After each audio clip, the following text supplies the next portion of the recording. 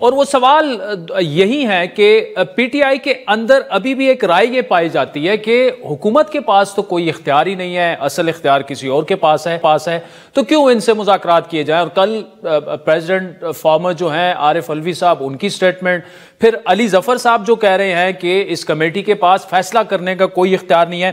فیصل چوہدری صاحب، آپ کی عمران خان صاحب سے ریگولر ملاقات بھی ہوتی رہتی ہے، اب کمیٹی بن چکی ہے، ایک دور مذاکرات کا ہو چکا ہے، لیکن اس کمیٹی کے پاس کتنا اختیار ہے فیصلہ کرنے کا؟ کیا یہ جو ہے صرف مذاکرات میں انگیج ہوں گے اور دیکھیں گے کہ what the government has to offer اور پی ٹی آئی کو کیا آفر کرنا ہے، اور اس کے بعد سولوشن کے لیے اور فائنل فیصلے کے لیے عمران خان کے پاس جائیں گے، یا یہ کمیٹی با اختیار ہے اور یہ فیصلہ کرنے میں مکمل آزاد ہے؟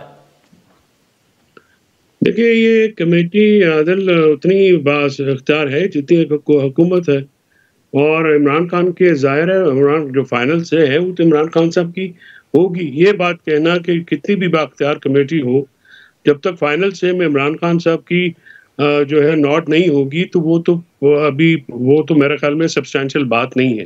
ایسی بات کرنا یا سوچنا یا کہنا تو اس کا تو مطلب یہ ہے کہ آپ مذاکراتی کمیٹی کا یا ہماری آفر کا مذاق اڑا رہے ہیں۔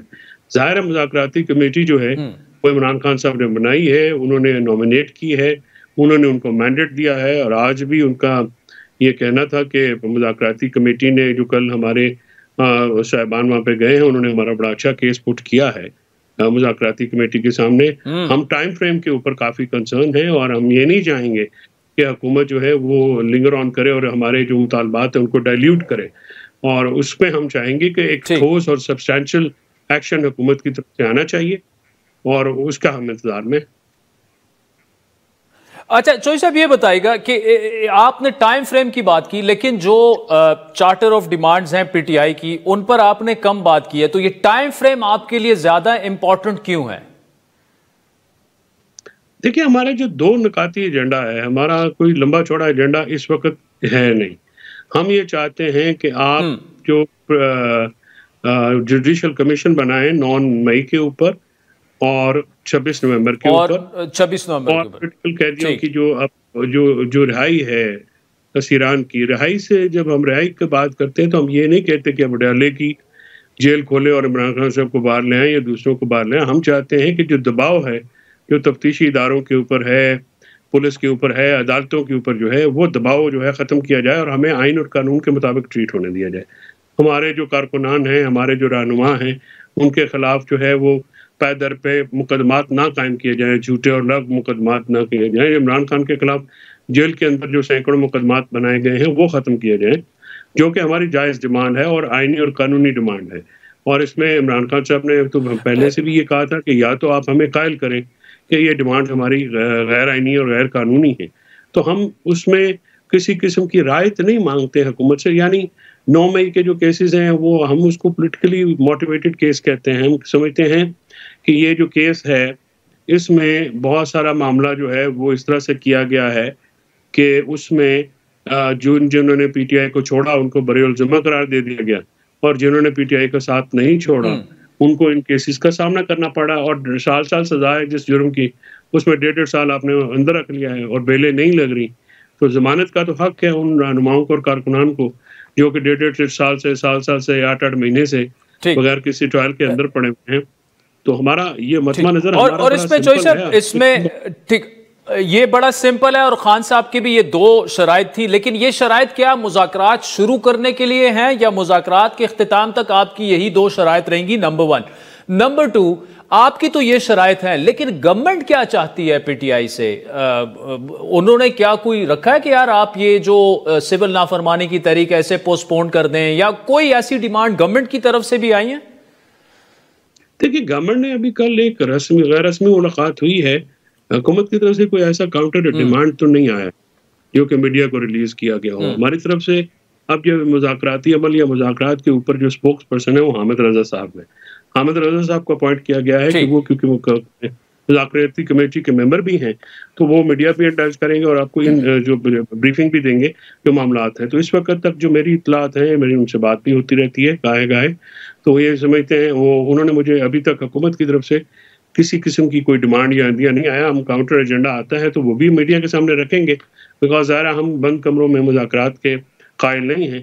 ہم جو بھی مذاکرات ہوں گے وہ قوم کے سامنے رکھنا چاہتے ہیں, اور چاہتے ہیں کہ اوپن مذاکرات ہوں تاکہ لوگوں کو بھی پتہ چلے. ہم کوئی NRO بھی سیکھ نہیں کر رہے, ہم آئین اور قانون کی امپلیمنٹیشن چاہتے ہیں, بحالی چاہتے ہیں, اور عدلیہ پہ دباؤ کا خاتمہ چاہتے ہیں.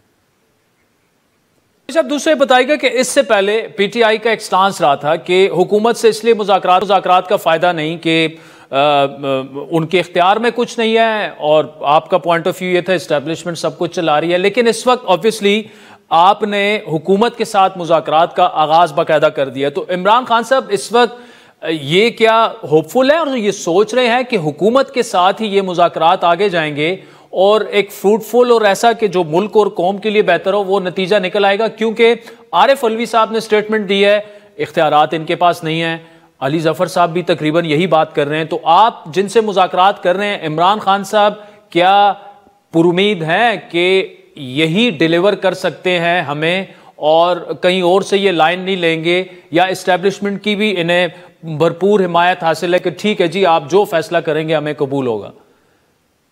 بسات احترام علی ظفر صاحب ہوں یا عارف علوی صاحب ہوں, مذاکراتی کمیٹی کا وہ حصہ نہیں ہے. مذاکراتی کمیٹی کے معاملات کو یا ان کے سٹانس کو حامد رضا صاحب بیان کریں گے, یا عمر ایوب صاحب ہیں, اسد کیف صاحب ہیں, وہ جو صاحبان ہیں جو مذاکراتی کمیٹی کا حصہ ہیں وہی بات کریں گے. اور اس مذاکراتی کمیٹی بااختیار ہے, لیکن عمران خان صاحب کے ساتھ ان کی ایکسیس ہونا بہت ضروری ہے. عمران خان صاحب تک یہ باتیں جو ہے ان کو بلا روک ٹوک پہنچانے کی ان کی ملاقاتوں کا اہتمام بہت ضروری ہے, تاکہ وہ سارے معاملات کو عمران خان صاحب, کیونکہ اس سارے جو معاملات کا محور و مرکز ہے وہ عمران خان ہے. باقی پی ٹی آئی کا جو سٹانس رہا ہے, دیکھیے یہ مذاکرات بھی کسی مذاکرات کے نتیجے میں ہی ہو رہے ہیں. ہمارے ملک کی تاریخ جو ہے وہ بڑی اوپن ہے.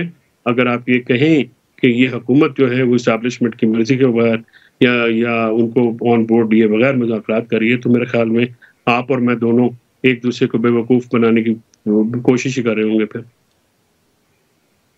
اچھا چوہی صاحب دوسرا مجھے یہ بتائے گا, ہم نے دیکھا کہ فواد چوہی صاحب نے جس طرح سے پی ٹی آئی یا عمران خان کو ڈیفینڈ کیا پچھلے 2-1 مہینے میں, میرے خیال ہے موجودہ پی ٹی آئی کی قیادت سے کافی بہتر کیا, لیکن اندر اتنی مخالفت ہے کہ آخر کار انہوں نے یہ باقاعدہ پبلکلی کہہ دیا کہ جی he has nothing to do with the P T I اور پورا سارا. کیوں اس طرح کا ماحول ہے اندر فواد چوہی صاحب کے لیے آپ کے خیال میں؟ نہیں, آج خان صاحب نے وہاں پہ کلیئر کیا ہے, انہوں نے کہا کہ میں نے تو جو ٹویٹر سے متعلق اسٹیٹمنٹ ہے ان پہ منع کیا تھا. اس کے علاوہ جو باقی ایگزیجریشن کیونکہ اسٹیٹمنٹس میں ہوتی ہے تو it will be further clarified. کوئی ایسی بات نہیں ہے. اپنا یہ بات آج گوہر بھی وہاں پہ تھے اور قاضی انور صاحب بھی تھے ہمارے, وہ بھی ہیں, اور باقی وکلا بھی تھے. تو ایسی بات تو خان صاحب کبھی کرتے نہیں ہیں. وہ بھی میں حیران تھا کہ میرے سامنے تو ایسی بات کبھی ہوئی نہیں. تو یہ بات کس نے کی ہے؟ تو جو شخصانہ گھڑتے ہیں, کوئی اپنا وہ پارٹی کا نقصان کرتے ہیں, اس طرح کی باتیں نہیں کرنی چاہیے. اس سے جو لوگ آپ کو سپورٹ کرتے ہیں. فیصل چودھری صاحب, اس کا مطلب کہ آپ یہ کہہ رہے ہیں آپ کی جو خان صاحب سے لیٹسٹ ملاقات ہوئی, فواد چودھری صاحب جو ہیں خان صاحب کے نزدیک جو ہیں وہ پی ٹی آئی کا حصہ ہیں؟ جی, انہوں نے کہا کہ میں نے ٹویٹر پہ جو انہوں نے اسٹیٹمنٹ دی تھی اس کا انہوں نے جو ہے وہ منع کیا تھا. باقی کوئی اور اسٹیٹمنٹ خان سے منسوخ کر کے کسی نے دی ہے تو وہ درست نہیں ہے.